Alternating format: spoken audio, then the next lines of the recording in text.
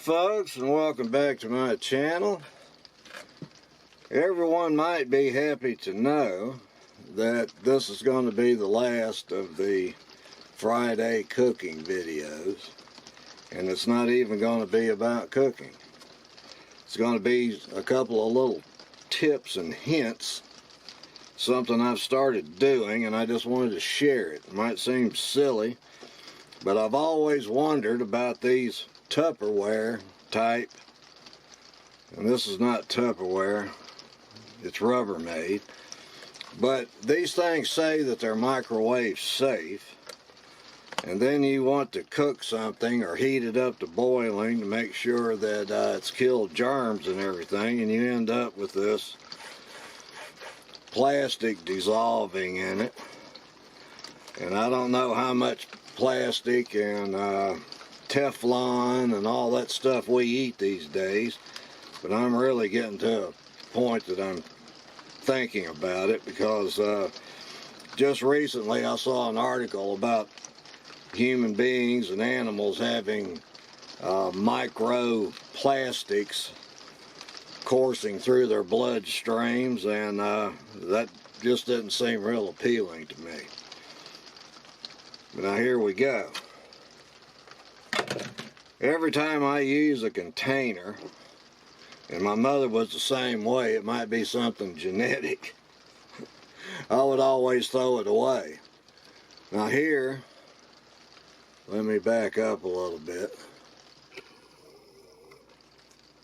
Here is a big jar that has some pea soup, and yes, I like split pea soup that I'd made up and put some vegetables and sausage in. I have put it in a glass jar now that I've saved. I can nuke it in this jar. I've been doing this for a while, and I haven't had any issue with it.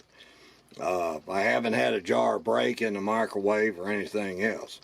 So what I've done is, when I have something left over, I've, over a period of time, saved up a bunch of these jars in different sizes. And if I want to store something, now this is jalapenos, pickled jalapenos that came out of a small can.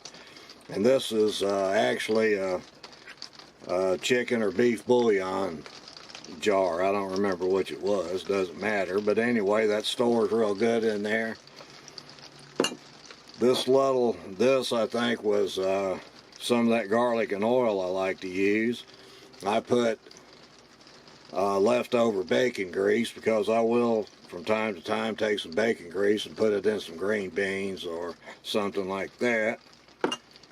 This, and that's another little hint, is pickle juice. I save pickle juice. If you substitute pickle juice in your vinaigrette dressing or vinegar and oil dressing, you'll find out that this adds a lot more flavor than regular old vinegar. I just love it.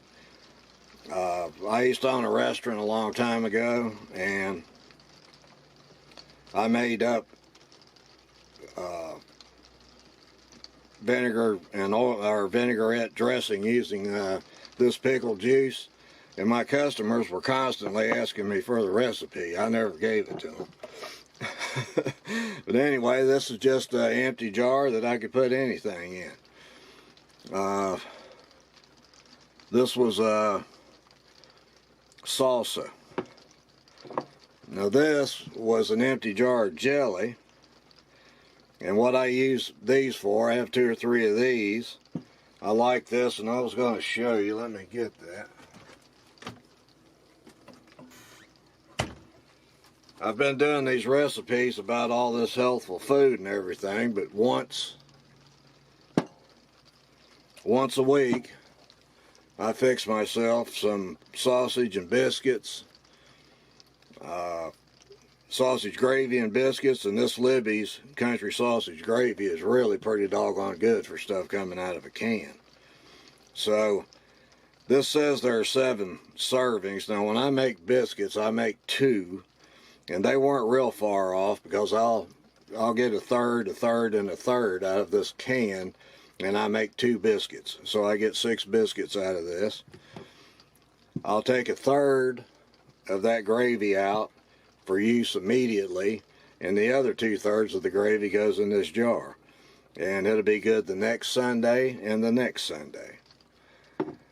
And I wouldn't doubt that if a person, and I'm not saying this would happen, but I wouldn't doubt that if a person put something hot in one of these jars, the way they're constructed, it might even help seal it up a little bit, sort of hermetically.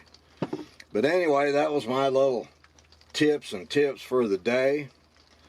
And like I said, this is the last of the Friday cooking videos. Okay. Now I might listen to the crowd. I might do one every once in a while if I come up with a recipe I think was really good, simple, and easy to make. But don't look for it regularly on a Friday. Not that many people were anyway. But that's it for the day. I'm hoping to get back out fishing. I don't know if you can hear it or not, but it's raining. It's been in a real bad cycle. Every time that I've wanted to get out on the water and do some fishing, it's been raining, or I've had a dentist appointment, or I've had a doctor's appointment. I mean, it's just been ridiculous. But shortly we're going to come into this dry season here in Alabama, and hopefully the streams will go down, because I'm going to get back into stream fishing. And don't forget the jars. Thanks for watching. Hope these 2 little tips helped you out some.